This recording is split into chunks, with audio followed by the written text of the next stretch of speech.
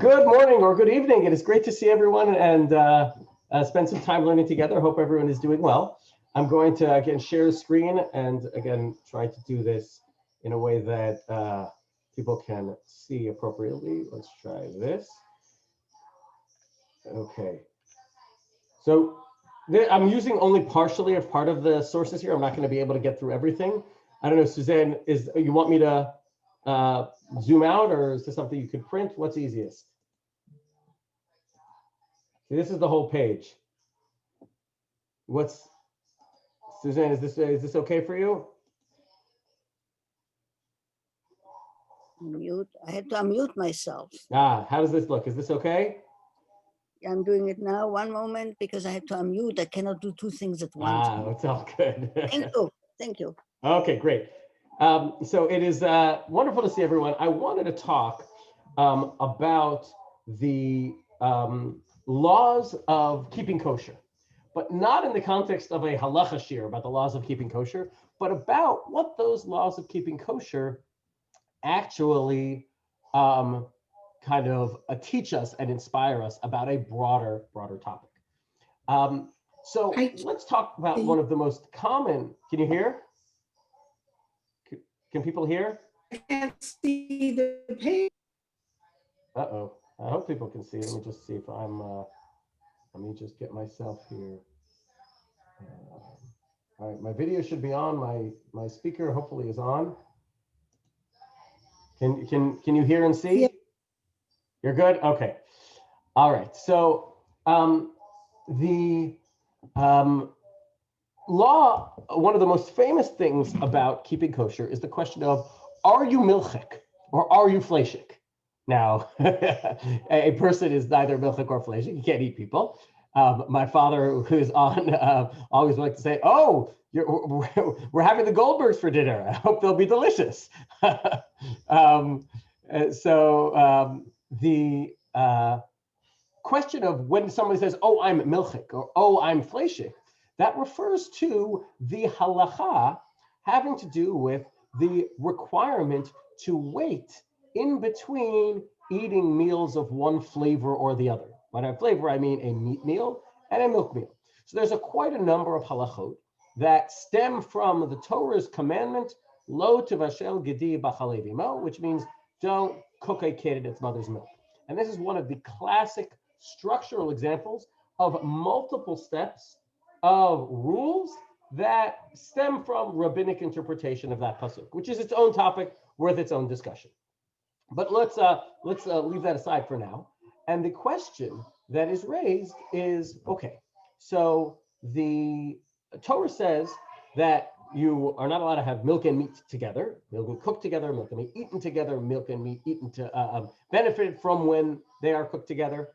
And the law also extends the fact that we're not supposed to have milk and meat at the same meal. Now, the Gemara in Masechet Chulin, and on page Kuf Dalet Amud Bet, 104b, and we don't have that on the source. I'll tell you a little bit about it, and we'll get to this source later. Talks about how long you have to wait after having dairy before you have meat. And the Talmud says, well, velo klum. There isn't technically a requirement to have a break between a dairy meal and a meat meal. They shouldn't be at the same time. But if you have dairy, there is a lot more flexibility for soon after that having meat. There's something called washing out your mouth, etc. We'll leave that, again, those technical details aside. So that's the rule about when you have dairy, subsequently having meat. There's also issues about hard cheeses or different kinds of cheeses. Again, not for now. The next stage, the Talmud says, is what about after having meat? How long must you wait before you imbibe? You have vina, you have something, cheese or dairy. So the Talmud has a really interesting methodology of trying to analyze this question. It starts by saying, well, let's look at sources in the Tanakh that talk about meat and how long it sticks around. The thought process being, and this is a machloka between Tosfot and some of the other commentaries, but the thought process is that what we want to do is make sure that your mouth is clearly rid of any fragments or residue of the meat before you would have dairy. That's what we want to make sure happens. So the Talmud says, well, there is actually a verse in the Tanakh that talks about this. And that verse in the Tanakh mentions the following words. It says, Odenu habasar bein shinehem. It's actually talking about the group of people who were in the desert, and there's a sort of a capsule story in the desert, and they go at it. They have this massive meal, and it says, and the meat is still between their teeth. Odenu habasar bein shinehem. So the Talmud basically says, okay, that's going to be your litmus test to find out, as long as you can guarantee that there is no meat in your teeth. Odenu habasar bein shinehem. This is, again, only one strand in the Gemara, but we're going to focus on it. That's going to be your line to know after which point you can have dairy. So the Talmud says, okay, that's a nice overall standard, but what does that mean practically?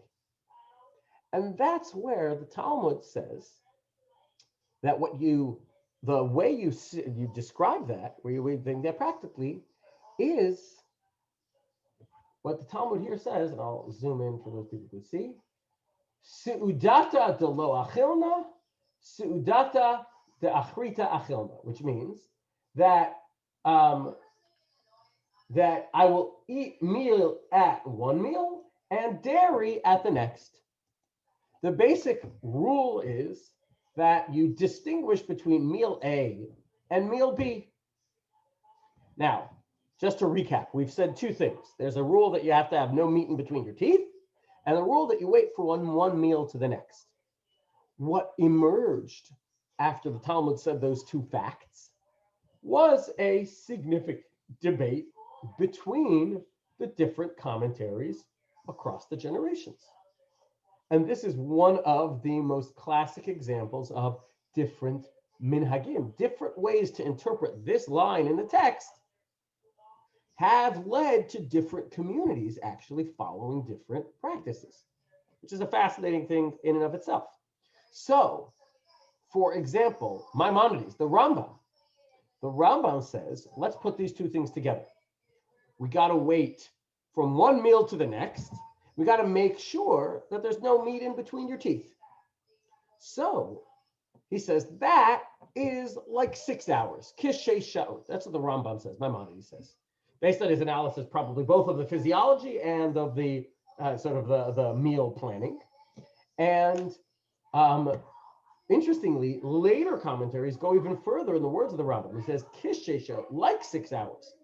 And that has led to the practice that many Sephardic communities and many Yemenite communities who follow the Rambam wait a full 6 hours from the time they eat meat before they'll eat dairy. There is a sort of a nuance within that of the Rambam who say, well, he says kishesho, like 6 hours. So there's a group of commentaries who basically said, well, that means you just need to wait into the 6th hour. And that's the source of the practice of many communities, many people who wait 5 hours because they're waiting once the 6th hour begins, then you're waiting 5 full hours, you're into the 6th hour. That would be fulfilling that approach that the Rambam has. Others say that there is a 3-hour window. And some say that the reason for the 3-hour window comes from a fact that people would wait 3 hours in between meals. Now, interestingly, the source of this story is Mar Ukva, who there is other parts of the Talmud that talk about his daily schedule, or Rav Zera, other comments, and their meals were basically about 6 hours apart. So that's kind of it's, they talk a lot of the Supreme Court now, originalism. Maybe, the comment of one meal and the next is, if you look at their schedule, they waited 6 hours between meals. So that would be a reason to wait 6 hours. Others go in a very, very lenient approach, an extremely lenient approach. And many of the Ashkenazic, say, well, all he said was he's waiting between one meal. So as long as you wash out your mouth, so there's no meat between your teeth, and you end the meal, you can have a dairy meal. And the, opinions run the gamut. There's a famous commentary, early, one of the Rishonim called Rabbi Yerucham. And Rabbi Yerucham has a typo on exactly this issue. He has, his book is called Toldot Avot Chava, and in the book he writes, based on this pasuk, you should wait 6 hours. And then in the index, when he has the summary, he says, based on this verse, you should wait 3 hours. So depending on, we don't know, is the appendix correct? Is the index correct? Or is the original text correct? One of them is clearly a typo. And so, there's the background of the 3 and 6 hours. What I want to bring from this is a totally different point, however. And again, just to recap what we've said, is that there is a practical halachic debate, how long you got to wait between having meat and having dairy. And it comes from how you translate and understand the words of Mar Ukva, where he said it's between one meal and the next. However, let's draw in a little bit more to that story in the Talmud. The story in the Talmud absolutely needs more context. And the story in the Talmud goes here, again, it's the source 15, because I want to, be able to spend a lot of time. We can go through source 1 through 14 in a bit. But Amar Mar Ukva said, Ana laha milta, chala bar chamra legabe abba. Right? Mar Ukva proclaimed. The background is Mar Ukva is teaching his students about this discussion about the rules of keeping kosher. And so Mar Ukva says, he proclaimed, regarding the following issue, compared to my father, I am like vinegar, the son of wine. What's the mashal, so to speak? What is the, parable? The parable is, what is vinegar? Vinegar is spoiled wine. So my father, so to speak, is wine. My father is the good stuff, and I'm the spoiled stuff. And how is he playing this out? He says, whereas when my father would eat meat, he would wait, listen to this, a full 24 hours before eating dairy. Wow. 24 hours, right? He says, Ki ahu achel bisra ha'idna, lo achel gvina ad lamachar ad hashta. When he would eat meat today, he would not imbibe cheese until tomorrow at this time. V'ilu ana, however, I, braha su'udata hu de'achilna, l'su'udata achrita achilna, hudalo achilna, which means I will eat meat at one meal and dairy at the next. And I'll get to you in a second, Miriam, just so Mar Ukva is basically saying, my father waits a whole day, but I wait between one meal and the next. And what subsequently follows in hundreds of years of Talmudic commentary is what he meant by one meal to the next. Is it 6 hours? Is it 3 hours? Is it half an hour? Is it not? That's what ended up coming. But yes, Miriam, you had a question. I'm going to ask you to unmute so I can hear what you're asking. 1 second, I don't hear you. There you go. Yes. So the son of the man who waits 24 hours does not tell us what he eats or whether he eats, because if he waits 24 hours before eating milchiks, what is he eating in those 24 hours? He's certainly not eating meat. So what exactly is he eating? Or is this a man who fasts 24 hours a day? He must be very thin or very ill, but he does not explain what he eats if he doesn't eat dairy. Maybe he eats just vegetables, eat parif, he'll have bread and he'll have, drinks. Maybe that's, one of the possibilities. But I actually want to build on what you're saying to build to a broader point. So it's a really great point that you made.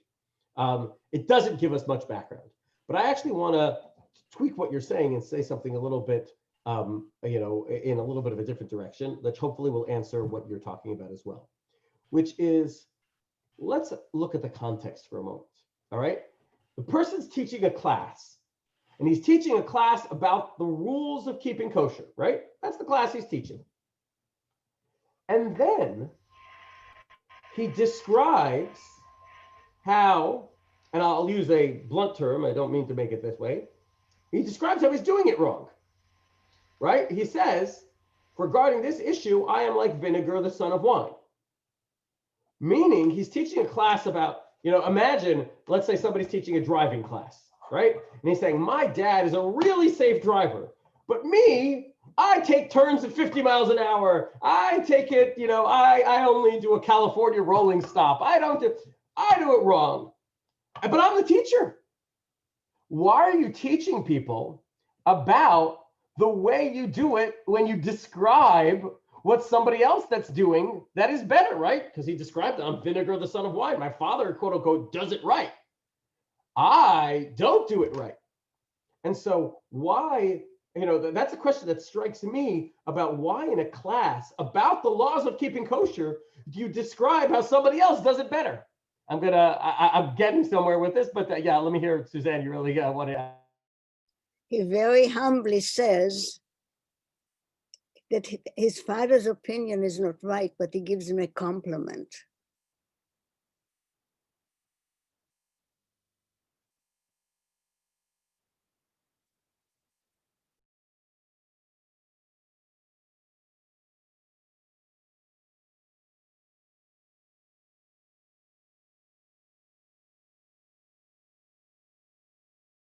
I'm back. Can you hear me?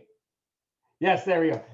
My point is, yes, I think that's actually a very valid reading of the text. And he wants to describe how his father is wrong, basically, but that, he wants to do it in an appropriate way.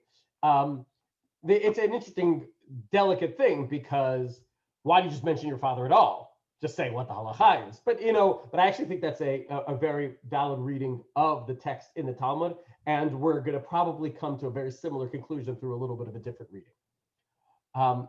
So I'd like to perhaps suggest that maybe he's saying his father is wrong, or he's saying, and this is the point I want to build upon, it's a very delicate, nuanced point, or he's saying, I'm different from my father, and what's right for him isn't necessarily what's right for me. There is often the perception that the quote unquote stricter you are, the more religious you are. The more ways that you refrain from doing something, the more pious and God-fearing, so to speak, you are. And perhaps what Mar Ukva is suggesting is that what's more important and more, I would call, authentically religious is to be true to your personal and appropriate spiritual level. And what Mar Ukva was saying was the following, which is that I'm a regular guy. I'm not ashamed of being a regular guy. I'm not ashamed of the life I've built for myself. I'm super proud of my dad that he is this great, wonderful tzaddik.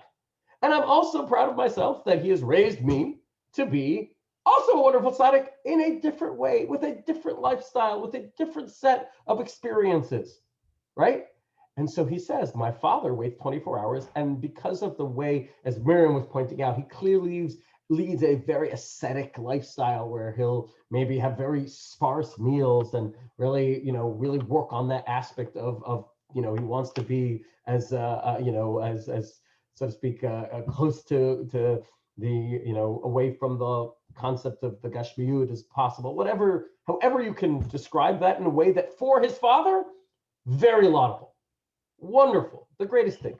He says, but I'm not that way. And therefore I say, for me, this is, and by the way, nowhere does he say, and I'm trying to be able to wait longer, or I can't hold myself. No, I live at a different plane and I have built a different life. And therefore, for me, I'm going to wait between one meal and the next. And what he's saying is there are different kinds of religious experiences. And at his, so for his religious experience, absolutely. It's so impressive and so wonderful that he's so careful about the laws of keeping kosher and separating meat and milk. I'm not in that same place. And therefore, that's not who and what I am. So he says that when I'm teaching my class, and he knew his students well, and he described what was a more practical and realistic solution. Now, here's what I think is fascinating if you look at this from a meta-historical perspective. Because what happens, this is codified in the text of the Talmud, and then generations of commentaries started to unpack it to try and describe a particular halacha. And did any one of the commentaries that I mentioned quote the Father? Not one. When they're leading and trying to figure out some sort of parameters and guidelines for practical halacha, every single one of them only quoted the Son. Because the sense is that, this is what is appropriate for the community. And in no way, the fact that there was a particular person who had what I'd call a particular chumrah, he had a particular nuance that he took on, that he wanted to be especially careful, that's not going to be the law for the masses. The laws for the masses are actually going to follow the vinegar and not the wine, so to speak. So I think it incorporates part of what Suzanne was saying, and definitely some of the messages that Miriam was saying, but this is a unique individual, the Father, right? That's a strange diet that, what is he eating? What is he drinking? That's a strange diet that we can't really relate to, nor are we required to relate to. And so there is a really, I think, powerful message here. There is, a famous story about a Rabbi Steinberg, had a practice that he wore many pairs of tzitzit. That was his personal thing that he did. He had a lot of four-corner garments, and all of them he put a tzitzit. He wore many pairs of tzitzit. So somebody once asked him, okay, so how many pairs of tzitzit should I wear? And his response was, be normal. Just wear one. I happen to do this particular thing. I'm at this stage. I've built this kind of life for myself. Great. But what is good for the goose is not necessarily the same for the gander. And that, I think, is, again, a very powerful lesson where you see the way communities are built in different ways. You always see the different possibilities. There was a really interesting study done by a psychologist of what they called religious OCD. Religious OCD was looking at certain religious practices and seeing them in a mental health context. And one of the things they saw was someone who would have a 3.5-hour Shemona Esrei, who their prayer was 3.5 hours long. Now, their argument that person would make is, well, if praying slowly is good, then let's pray super slowly and say every word and and repeat the word over and over again until you have said it exactly correctly. And it'll take you 3.5 hours, but that just shows your piety. Sometimes that's not showing your piety. And again, the key here is that it's a sense of infusing that sense of unique and individualized spiritual journeys, which are appropriate for each person on an individual level. Now, that's, I think, really important, because there is a very common thing, especially when people are on a religious journey, when they are evaluating their understanding and they're evaluating their religious sets of practices. And often, if they're on that journey, and sometimes they're moving along, and they may skip steps and say, oh, well, if it's appropriate to daven Shemona Esrei quietly, slowly, then I should take 3.5 hours. Or, I totally won't eat for now 24 hours. Slow down. Take a look at this I don't have it here. Okay. Yes. The Orach Chaim on Vayikra Perek Chavav Pasuk Gimel. The pasuk is talking about the famous pasuk in the Torah, Bichukotai, the parsha in the Torah, Bichukotai, where it says, and here's the English, the Torah uses the repetition, if you follow my laws and guard my statutes. It says, Im Bichukotai telechu, vet mitzvotai tishmeru. The second of my brother's bar mitzvah parshas. My parents are on, so they know. So, Im Bichukotai telechu, vet mitzvotai tishmeru. Okay? So, the Orach Chaim, Rabbi Chaim ben Attar, has a fascinating understanding. He says, why does the Torah use the repeating phrase, if you follow my laws and guard my statutes? So he says, this is al derech omram, this is similar to that which is said, velo am haaretz chasid. It's a Mishnah in the Ethics of the Fathers, in the second chapter of Pirkei Avot. And the Mishnah Pirkei Avot says that an ignorant person will not be a pious person. Lo am haaretz, an ignorant person will not be pious. Yes, just 1 second. Suzanne, you had a question? 1 second.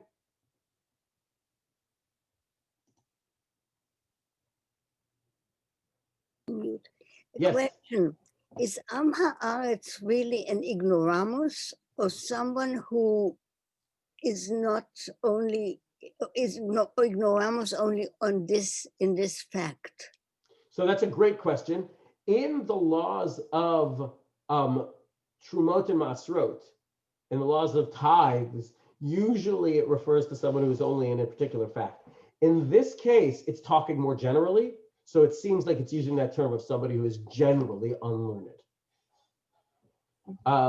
So that's what the verse in the Mishnah in Pirkei Avot says. Generally, somebody who's an ignoramus won't be a pious person. Now, where I would translate that, had I not had this text, I would have said that's a practical thing, right? If you don't know so much about the laws, you're not going to be able to keep them 100,000%. Comes along the Orach Chaim, and he says exactly our point. He says, "She'asur le'am haaretz lehitnaheg bechasidut." This it means that it is forbidden for such a person to act in an overly pious manner by making stringencies and fences as the pious ones do. And he says, "Lifamim yaseh chumra b'davar shu adrab avaryan." For example, and we'll get to this example, we mentioned it before, you might do a situation where by trying to be so strict, you end up actually doing the wrong thing. So he says, Lezet sivu chazal. Our tradition has commanded us that a am haaretz, someone who is on a earlier part, so to speak, or a different level of their learning journey, should not take on, above and beyond the appropriate and relevant level of knowledge or understanding or religious level they are. And he says, "V'hu ma'amar hakatuv kan im b'chukotai telechu shu esek haTorah, v'az et mitzvotai tishmeru pirush tasu lachem mishmeret l'kaimam gedarim mishmeru v'lo zu latzeh." Meaning, this is the meaning of the verse. If you follow my laws, referring to the first, get the basics down, the basic observances of the Torah. Only then may you guard my statutes, meaning make fences and stringencies to add to the basic laws. Et mitzvotai tishmeru. Im b'chukotai telechu, et mitzvotai tishmeru. That's the key here. The key here is know and be honest with our spiritual level. So again, we learn from Mar Ukva, don't be ashamed, teach it. Teach that this is the level that is appropriate for the masses, and frankly, it's what I do level about the laws of kosher. And the Orach Chaim is taking something even a good further. He says, the Torah commands that you not take this overly, to beyond what your appropriate level is. And in fact, one of the examples they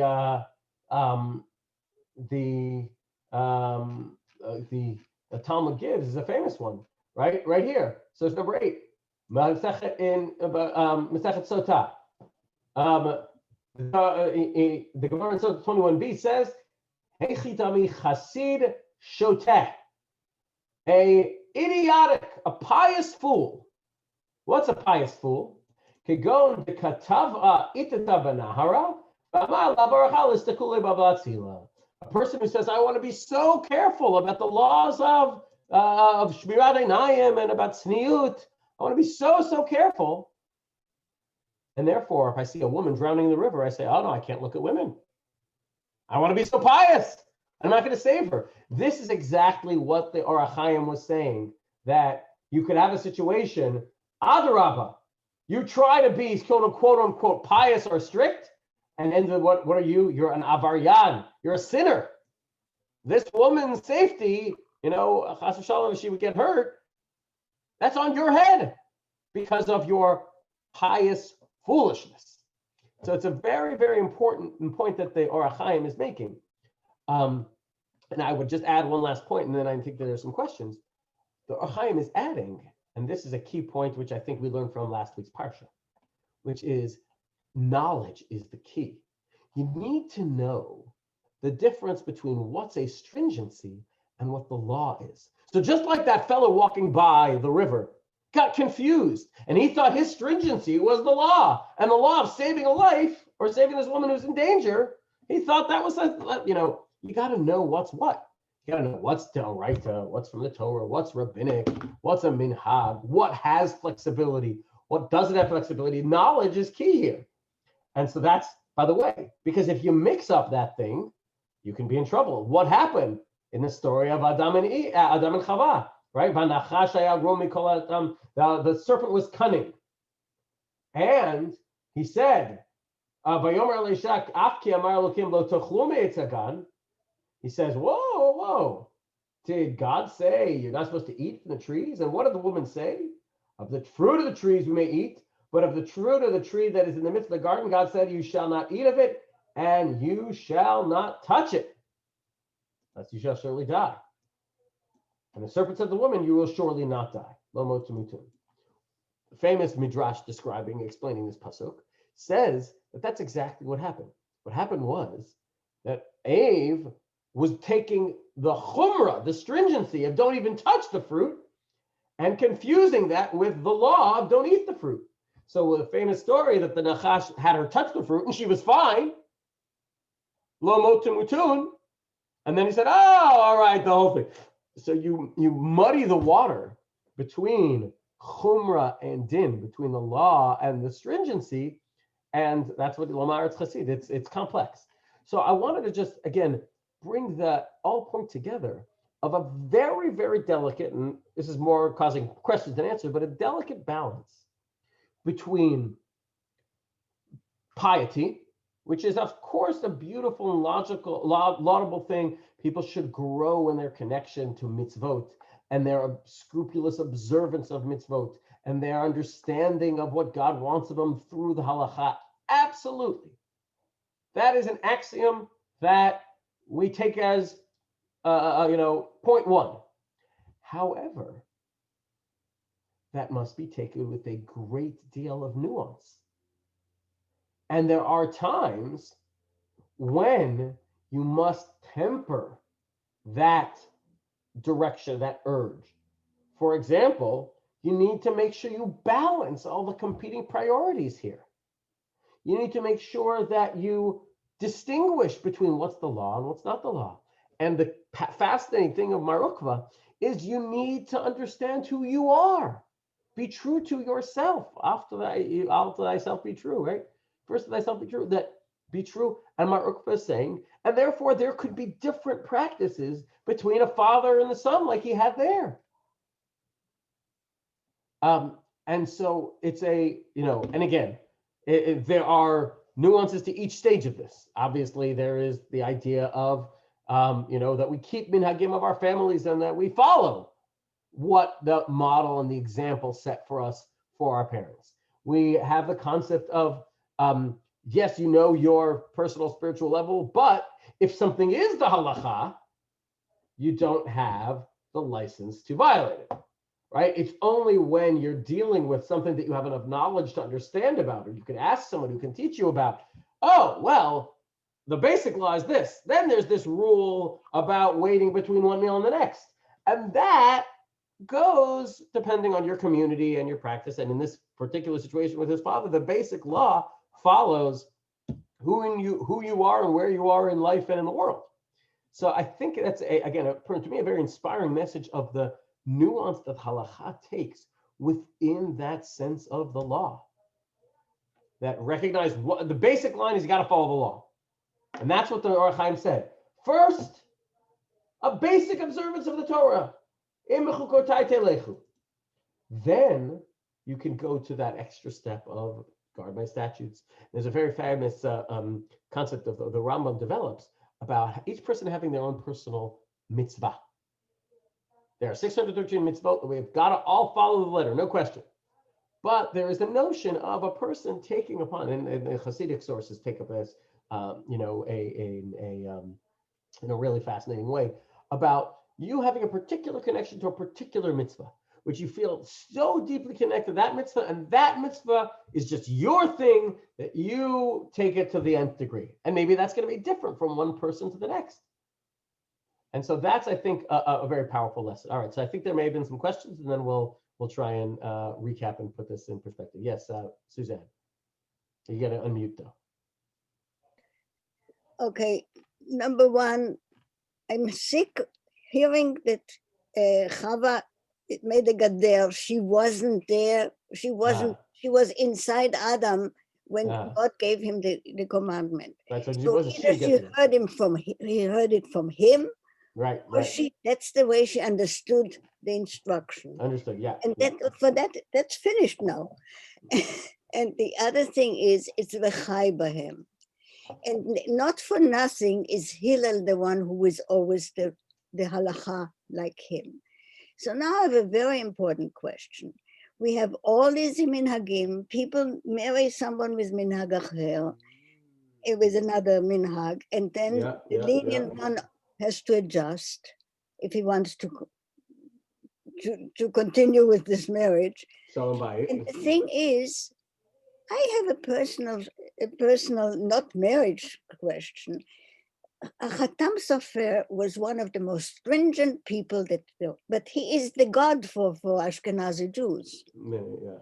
And he happened to be the teacher of my great-grandfather, and he was his mentor all his life, and he was all the time with his shelot to the Chatam.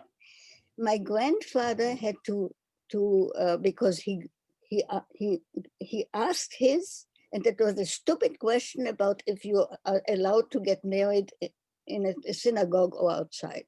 Mm-hmm.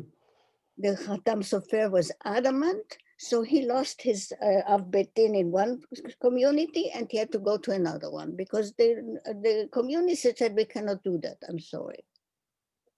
So I mean, why do those rabbanim not think about why does it have to be that complicated, and why does a cousin of my husband cannot now invite his chassid, who is, both of them are ultra-Orthodox, cannot invite his chassid,